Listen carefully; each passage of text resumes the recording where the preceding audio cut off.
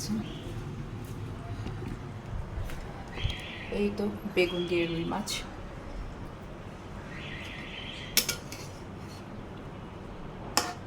আর এখানে হচ্ছে পাট শাক ভাজা, বেশি করে রসুন আর লাল মরিচে দিয়ে। কারা কারা এইভাবে খান অবশ্যই জানাবেন। ঝরঝরা করে, কোনো আঠা লেগে থাকবে না একটার সাথে একটা। এইটা এইভাবে গরম ভাতের সাথে পাট শাকটা খেতে খুবই টেস্টি।